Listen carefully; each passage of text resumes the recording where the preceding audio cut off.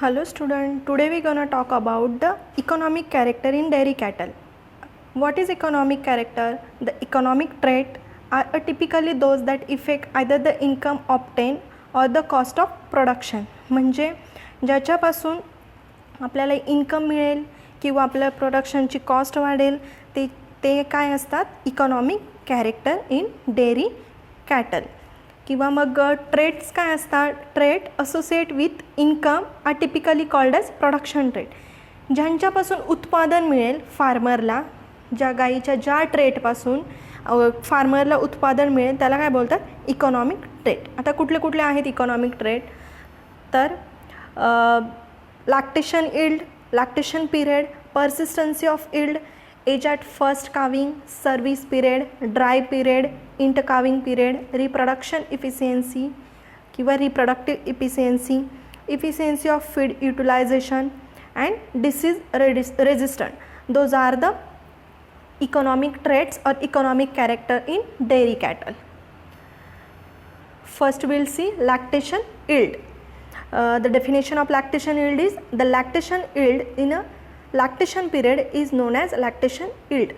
म्हणजे जे lactation period आहे, म्हणजे जो दूध देण्याचा जो कालावधी आहे ॲनिमलचा, वासरू जन्माला आल्याच्या नंतर जोपर्यंत ॲनिमलला आपण ड्राय करत नाही किंवा दूध काढणं बंद करत नाही तेवढ्या कालावधीमध्ये जो ॲनिमल जितकं काही दूध देतं त्याला लॅक्टेशन इल्ड म्हणतात. Okay. The lactation yield in Indian breed is very low compare to the exotic breed. Indian ज्या ब्रीड ज्या असतात आपल्या भारतातल्या, जसं की थारपारकर असेल, रेड सिंधी असेल, गवळाऊ असेल, हरियाणवी असेल, रेड कंधारी असेल, ह्या ज्या सगळ्या ज्या काही इंडियाच्या ज्या ब्रीड आहेत या as compare to exotic breed ह्याच्यापेक्षा यांची जी लॅक्टेशन इल्ड असते ती कमी असते. This is depend upon number of calving, frequency of milking and persistency of yield. कशावर डिपेंड असतं? तर नंबर ऑफ काविंग म्हणजे ॲनिमलने किती वेळा वासराला जन्म दिलेला आहे किंवा मिल्क देण्याची त्याची फ्रिक्वेन्सी किती आहे किंवा पर्सिस्टन्सी ऑफ इल्ड किती आहे यावर हा लॅक्टेशन इल्ड डिपेंड असतं. After parturition the milk yield per day will be increase and reach is peak within a 2 to 4 week after calving. This yield is known as peak yield.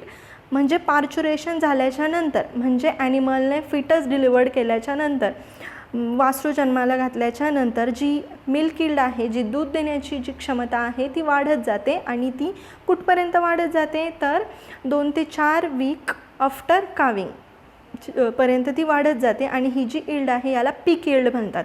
ज्या स्टेजला animal maximum दूध देतो त्या lactation पिरियडमध्ये त्याला काय बोलतात? पीक इल्ड बोलतात. The maintenance off peak yield for more time is important for better milk production. The lactation period in Indian breed is very low and so the production is also less and conversion. म्हणजे जे maintenance आहे जो पीक इल्डचा तो more time importance असतो का? कशासाठी? तर better milk प्रोडक्शनसाठी.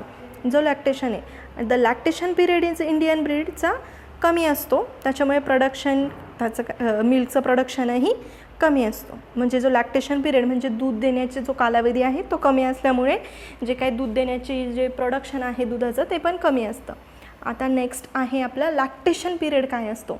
The length of milk producing period after calving is known as lactation period. म्हणजे काविंग झाल्याच्या नंतर, वासरू जन्माला आल्याच्या नंतर जितक्या वेळेपर्यंत ॲनिमल किंवा ती गाय दूध देईल त्याला काय बोलतात? त्या पूर्ण कालावधीला काय बोलतात? लॅक्टेशन पिरियड बोलतात. द ऑप्टिमम लॅक्टेशन पिरियड किती असतो? जो आयडियल लॅक्टेशन पिरियड आहे 305 दिवसांपर्यंत गाई दूध देऊ शकते. The milk production will breeding of dairy animal and farm record will be less if this period is shorten. म्हणजे जर हा पिरियड जर कमी असेल तर काय? दूध प्रोडक्शन ॲनिमलचं कमी असतं. Indian breed will have less lactation period but in some more breed this period is more with very little milk production. म्हणजे इंडियाच्या ज्या काही ब्रीड आहे त्यांच्यामध्ये इंडियाच्या सगळ्याच ब्रीडमध्ये जो लॅक्टेशन पिरियड आहे, जो दूध देण्याचा कालावधी आहे ॲनिमल फिटस डिलिव्हर केल्यानंतरचा तो कमी असतो. पण काही ॲनिमल अशा आहेत किंवा काही ब्रीड अशा आहेत ज्यांच्यामध्ये हा लॅक्टेशन पिरियड जास्त असतो, परंतु त्या लॅक्टेशन पिरियडमध्ये जी दूध देण्याची जी कॅपॅसिटी असते ती फार कमी असते. ओके. आता नेक्स्ट इकॉनॉमिक ट्रेट आहे persistency of milk yield. During lactation period the animal reaches maximum milk yield per day within 2 to 4 week which is called as peak yield. आता हे आपण मागे बघितलं मागच्या स्लाईडमध्ये की लॅक्टेशन पिरियडमध्ये ॲनिमल काय करतो, लॅक्टेशन पिरियड सुरू झाल्याच्या नंतर ॲनिमल 2 ते 4 आठवड्यांपर्यंत मॅक्झिमम दूध द्यायला सुरुवात करतो आणि ज्यावेळेस त्याचं हे मॅक्झिमम दूध देण्याची एक लेंथ असते, तो एक जो कालावधी असतो त्याला पीक यील्ड म्हणतात, ज्या काळात ॲनिमल खूप जास्त दूध देतो. For high level of lactation yield, this peak yield should be maintained for longer period as far as possible. The maintenance of peak yield for long period is known as persistency.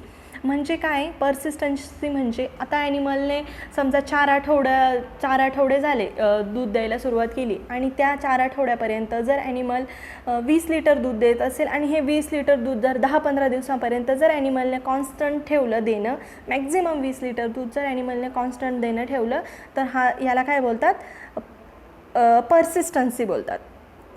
Slow decrease in dairy milk yield after reaches peak yield is necessary. आणि त्याच्यानंतर ॲनिमलने तो जो 15 दिवसांचा कालावधी संपला 20 litre दूध देण्याचा, त्याच्यानंतर ॲनिमलने हळूहळू डिक्रीज मिल्क प्रोडक्शन डिक्रीज करणं गरजेचं असतं. म्हणजे ते 15 दिवसाच्या कालावधीनंतर ॲनिमल 19 लिटर दूध देईन, 18, 16, 17 अशा पद्धतीचं दूध कमी होणं गरजेचं असतं. सडनली 20 लिटर दुधाची जी पीक परसिस्टन्सी ऑप्टेन केली आणि सडनली जर तोच ॲनिमल जर 10 लिटर दुधावर आला तर हे आपल्या किंवा फार्मरच्या इकॉनॉमिक दृष्टीने फार घातक असतं किंवा फार्मर लॉसमध्ये येऊ शकतो. The high persistency is necessary to maintain high level of milk production. म्हणजे हाय परसिस्टन्सी म्हणजे ज्या पीक यील्डला ॲनिमल मॅक्झिमम दूध देतो ती परसिस्टन्सी खूप दिवस मेंटेन राहणं गरजेचं असतं. म्हणजे समजा 20 लिटर दूध देतो ॲनिमल तर तो जास्त कालावधीपर्यंत ॲनिमलने 20 लिटर दूध देणं गरजेचं असतं, तरच आपलं काय आहे मॅक्झिमम मिल्क प्रोडक्शन होऊ शकतं त्या लॅक्टेशन पिरियडमधलं. आता नेक्स्ट जे आहे age at first calving. The age of animal at first calving is very important for high lifetime production. Age at first calving म्हणजे काय की ती गाई पहिल्यांदा वासरू जन्माला देते, पहिल्यांदा प्रेग्नेंट राहते. एखादा ॲनिमल फर्स्ट टाईम प्रेग्नेंट राहतो आणि फर्स्ट टाईम तो जेव्हा एखाद्या वासराला जन्म देतं तर ज्यावेळेस तो जन्म देतो त्यावेळेसची जी त्याची एज असते त्याला काय बोलतात, एज ॲट फर्स्ट काविंग बोलतात. Okay. The desirable age at first calving in Indian breed is 3 years. भारतीय ज्या ब्रीड असतात, भारतीय वंशाच्या ज्या ब्रीड असतात त्या जन्मानंतर त्यांच्या 3 वर्ष वय झाल्याच्या नंतर किंवा त्या वयापर्यंत त्या तेवढं वय रीच केल्याच्या नंतर त्या वयापर्यंत पोचल्याच्या नंतर त्या काय करतात, वासराला जन्म देतात. हेच क्रॉसब्रीडमध्ये 2 वर्षातच क्रॉसब्रीड ॲनिमल वासराला जन्म देतो आणि बफेलोमध्ये 3 ते 3.5 वर्षानंतर बफेलो वासराला फर्स्ट टाईम जन्म देते. Okay. Prolong age at first calving will have high production in the first. म्हणजे जो एज ॲट फर्स्ट काविंग जितका जास्त असेल तो काय त्याच्यामध्ये काय होणार आहे की जे मिल्क प्रोडक्शन आहे ते हाय असणार आहे. म्हणजे का तर जर एज ॲट फर्स्ट काविंग जर जास्त ठेवलं तर जो ॲनिमल आहे त्याची पूर्णतः डेव्हलपमेंट होणार आहे, त्याचे रिप्रोडक्टिव्ह ऑर्गन आहे त्याची ग्रोथ चांगली होणार आहे, त्याची बॉडी वेट चांगली होणार आहे. त्याच्यामुळे तो काय करणार आहे, एका चांगल्या वासराला जन्म देईन आणि तसंच त्याचं जे मिल्क प्रोडक्शन असेल ते पण हाय असेल. But the life time production will be decrease due to the less number of calving. परंतु काय जर आपण एज ॲट फर्स्ट काविंग खूप जास्त ठेवलं, जर इंडियन ब्रीड 3 वर्षानंतर जन्म देऊ शकते, जर आपण तोच कालावधी जर 4-5 वर्षाचा जर ठेवला तर त्याच्या पूर्ण लाईफमध्ये जो वासराला जन्म घालण्याची जी प्रोसेस आहे, जितके टाईम आहे तो कमी होणार आहे, अल्टिमेटली कमी होणार आहे. जर आपण एज ॲट फर्स्ट काविंग जास्त ठेवलं तर ॲनिमल वासराला कमी वेळा जन्माला घालेल. Okay. If the age at first calving is below optimum the cow born are weak, difficulty in calving and less milk production in first lactation. पण जर आता हे एज ॲट फर्स्ट काविंग जास्त ठेवलं तर मग असं होईल की तो त्याच्या पूर्ण जो प्रोडक्शनची लाईफ आहे त्याच्यामध्ये तो फार कमी वेळा वासराला जन्म देईन. पण जर एज ॲट फर्स्ट कामिंग जर आपण कमी ठेवलं, फार लवकर जर त्या ॲनिमलला प्रेग्नेंट केलं आणि त्याला रेडी केलं वासराला जन्म घालण्यासाठी, तर काय होणार आहे, जे काही वासरू जन्माला येणार आहे, the cow born are weak, ते वीक जन्माला येणार आहे आणि त्याची जी काविंग आहे, जी ॲनिमलची डिलिव्हरी आहे, त्याच्यामध्ये पण डिफिकल्टीज येणार आहे आणि त्याच्यामुळे काय होणार आहे, मिल्क प्रोडक्शन, फर्स्ट लॅक्टेशनमधलं मिल्क प्रोडक्शन हे पण कमी होणार आहे. तर आता नेक्स्ट रेट आहे आपला service period. It is the period between date of calving and date of successful conception. म्हणजे डेट ऑफ काविंग म्हणजे काय, तर सर्व्हिस पिरियड म्हणजे आत्ता सपोज ॲनिमलने वासराला जन्म दिला, त्याला काय बोलतात, काविंग. वासराला कॅटलमध्ये वासरू जन्माला घालणं त्याला काय बोलतात, काविंग. तर आज जर ॲनिमलने वासराला जन्म दिला तर ती झाली आपली डेट ऑफ काविंग. आणि पुढे डेट ऑफ सक्सेसफुल कन्सेप्शन म्हणजे नेक्स्ट जेव्हा ॲनिमल प्रेग्नेंट राहील, 100% ॲनिमल प्रेग्नेंट आहे हे शुअर होईल, ती झाली त्याचा डेट ऑफ कन्सेप्शन. आणि डेट ऑफ काविंग म्हणजे आजचा दिवस, तो ॲनिमल पुढे सक्सेसफुल कन्सिव्ह करेपर्यंत, सक्सेसफुल प्रेग्नेंट राहीपर्यंतचा जो कालावधी असतो त्याला सर्व्हिस पिरियड बोलतात. Okay. The optimum service period help the animal to recover from the stress of calving and also to get back the reproductive organ back to normal. For the cattle the optimum service period is 60 to 90 days. म्हणजे हा service period कशासाठी द्यायचा, जर जास्तीत जास्त आपण त्याला service period दिला ॲनिमलला तर काय होईल, जो काविंग म्हणजे जो डिलिव्हरी झाल्याच्या नंतरचा जो त्याला स्ट्रेस आलेला असेल तो ॲनिमलचा कमी होईल. त्याच्यानंतर त्याचे जे रिप्रोडक्टिव्ह ऑर्गन्स असतील ते नॉर्मल पोझिशनला येतील आणि ते नॉर्मल वर्क करायला लागतील. म्हणजे ॲनिमल नॉर्मल पोझिशनला येईल त्या सर्व्हिस पिरियडमध्ये. आणि हा जो सर्व्हिस पिरियड आहे हा कॅटलमध्ये हा किती असतो, तर 60 to 90 डेजपर्यंतचा सर्व्हिस पिरियड असतो. म्हणजे जर आज ॲनिमलचं काविंग झालं, आज जर ॲनिमलचं पार्च्युरेशन झालं, वासराला जर आज ॲनिमलने जन्म दिला, तर त्याचं नेक्स्ट 60 ते 90 दिवसांनंतर आपण ॲनिमलला कन्सिव्ह करण्यासाठी रेडी करू शकतो. तोच त्याचा सर्व्हिस पिरियड असेल. तर नेक्स्ट आहे, if the service period is to prolong the calving interval prolong. म्हणजे जर सर्व्हिस पिरियड आपण वाढवला, जर तो 60 ते 90 दिवसांच्या जास्त जर सर्व्हिस पिरियड आपण केला, तर जो काविंग इंटरवल आहे म्हणजे दोन वासरं जन्मण्याच्या मधला जो कालावधी आहे तो आपोआप वाढणार आहे. आणि तो वाढल्यामुळे काय होणार आहे की जे काविंग आहे पूर्ण रिप्रोडक्टिव्ह लाईफमध्ये ॲनिमलचं जे काविंग आहे ते कमी होणार आहे. म्हणजे ॲनिमलचे वासरू नंबर ऑफ काप जन्माला घालण्याची क्षमता आहे ती कमी होणार आहे. Will be often in her life time and ultimately less life time production. म्हणजे आणि प्रोडक्शन लाईफ पण मग ॲनिमलची कमी होणार आहे. इफ द सर्व्हिस पिरियड, आणि जर सर्व्हिस पिरियड जर खूप शॉर्ट दिला आपण, जर तो 60 दिवसांच्याही कमी जर सर्व्हिस पिरियड दिला, त्याच्या आधीच आपण ॲनिमलला प्रेग्नेंट केलं, तर काय होणार आहे, तर animal will become a week. Animal एक तर वीक होणार आहे आणि त्याची पर्सिस्टन्सी ऑफ मिल्क प्रोडक्शन आहे ते पण प्युअर होणार आहे ड्यू टू इमिडिएट प्रेग्नन्सी. लवकर जर प्रेग्नेंट केलं ॲनिमलला, इमिडिएट प्रेग्नन्सी केलं तर ॲनिमल वीक तर होईल, परंतु जी मॅक्झिमम दूध देण्याची जी क्षमता आहे ती पण ॲनिमलची कमी होणार आहे. ड्राय पिरियड काय असतो आता, it is the period from the date of drying to next calving. म्हणजे ज्या दिवशी आपण ॲनिमल प्रेग्नेंट झाला, कन्सिव्ह केला ॲनिमलने, तर त्या कन्सिव्ह केल्याच्या नंतर ज्या दिवशी आपण ॲनिमलला मिल्किंग करणं बंद करू, ॲनिमलचं दूध काढणं बंद करू, तो तिथून त्या डेटपासून त्या टाईमपासून त्याचा ड्राय पिरियड सुरू होतो.